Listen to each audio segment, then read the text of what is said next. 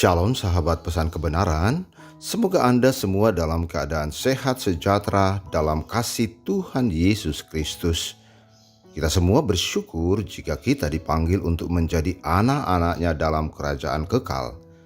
Dan saya yakin Anda juga sepemahaman dengan saya. Kiranya damai dan kasih Kristus senantiasa menaungi jalan hidup Anda di dunia ini. Saudaraku, kita perlu berbangga memiliki Injil Tuhan Yesus yang dicatat oleh para rasulnya yang begitu luar biasa.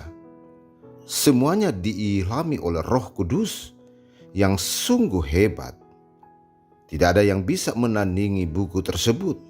Tidak ada, saudaraku. Perintah Yesus kepada semua umat manusia yang hidup di kolong langit ini tidak usang dimakan zaman.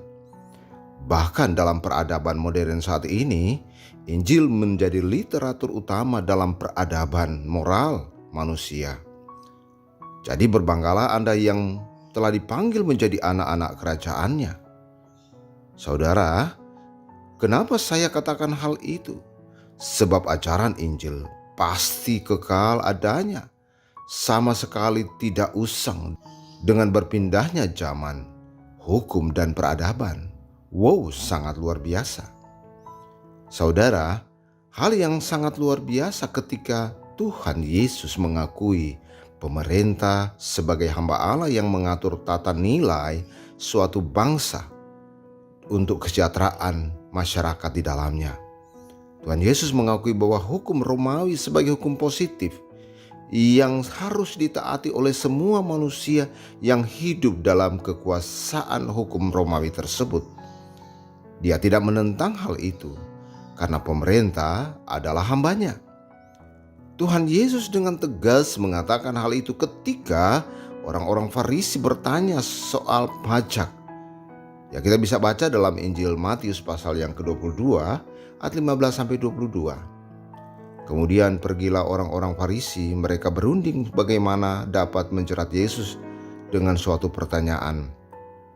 Mereka menyuruh murid-murid mereka bersama-sama orang-orang Herodian bertanya kepadanya, "Guru, kami tahu engkau adalah seorang yang jujur dan dengan jujur mengajar jalan Allah dan engkau tidak takut kepada siapapun juga, sebab engkau tidak mencari muka.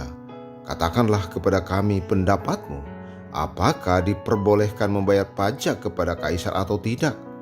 Tetapi Yesus mengetahui kejahatan hati mereka itu lalu berkata, "Mengapa kamu mencobai aku, hai orang-orang munafik? Tunjukkanlah kepadaku mata uang untuk pajak itu." Mereka membawa 1 dinar kepadanya. Maka ia bertanya kepada mereka, "Gambar dan tulisan siapakah ini?" Jawab mereka, "Gambar dan tulisan kaisar." Lalu kata Yesus kepada mereka, "Berikanlah kepada kaisar apa yang wajib kamu berikan kepada kaisar, dan kepada Allah apa yang wajib kamu berikan kepada Allah." Mendengar itu heranlah mereka dan meninggalkan Yesus lalu pergi. Saudara, perhatikan bahwa orang-orang Farisi dan kelompok Herodian ingin menjebak Yesus agar dapat disalahkan menurut hukum Roma. Nah, ini penting untuk kita ketahui. Nah, bagaimana alasan itu bisa mereka lakukan? Nah, di dalam keyakinan Yudaisme pada zaman itu, orang-orang Yahudi dilarang untuk memberikan upah, dilarang untuk memberikan persembahan kepada orang-orang kafir, termasuk pemerintah kerajaan di luar Israel, di luar Yahudi, dan termasuk di dalamnya adalah penjajah kaum Romawi. Nah, dan Yesus sekali lagi mengakui hukum Romawi untuk ditaati oleh semua orang yang hidup di dalam kuasa hukum Roma.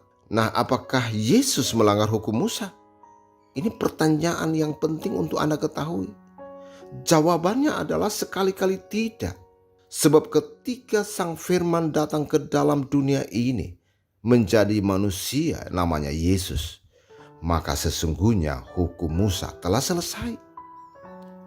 Yesus menegakkan hukum kerajaan Allah kerajaan sorga yang dia bawa, sebab sesungguhnya dia adalah Raja sorga. Saudara, jika kita melihat hukum Musa yang mengatur soal kemasyarakatan, jika itu terjadi sampai zaman ini, maka sesungguhnya hukum-hukum itu telah usang, tidak berlaku lagi. Contohnya yang saya boleh katakan kepada Anda, ya, ketika ada manusia dihukum pancung, ini sesuatu hal yang aneh. Ketika ada manusia yang dihukum gantung, ini juga sesuatu yang aneh sampai saat ini.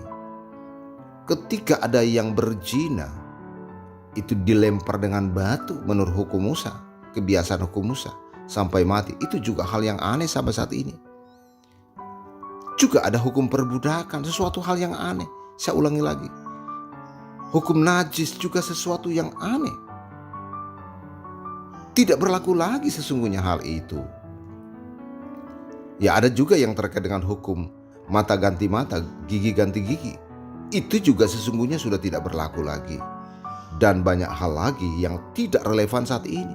Lalu pertanyaan kepada saudara, kenapa Anda masih mengimani, ya, catatan-catatan, hukum-hukum lama, hukum-hukum yang sudah kadaluarsa itu, dan tidak merespon positif hukum pemerintah? Bukankah ada dualisme antara hukum pemerintah dan hukum agama, hukum Musa? Ya, kalau ada yang dualisme, maka Yesus mengatakan, taatilah hukum pemerintah, sebab pemerintah itu berasal daripada Allah sebagai hamba Allah.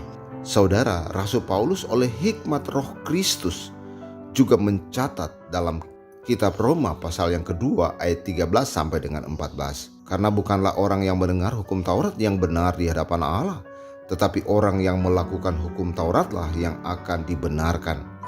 Apabila bangsa-bangsa lain yang tidak memiliki hukum Taurat oleh dorongan diri sendiri melakukan apa yang dituntut hukum Taurat, maka walaupun mereka tidak memiliki hukum Taurat, mereka menjadi hukum Taurat bagi diri mereka sendiri. Saudara, ini statement yang sangat luar biasa oleh Rasul Paulus. Sebab oleh dorongan Roh Kristus dia mencatat ini. Jelas sekali bahwa bukan orang yang mendengar atau menghafal firman Tuhan. Tidak, bukan. Tetapi mereka yang melakukannya. Tuhan Yesus memberkati. Amin.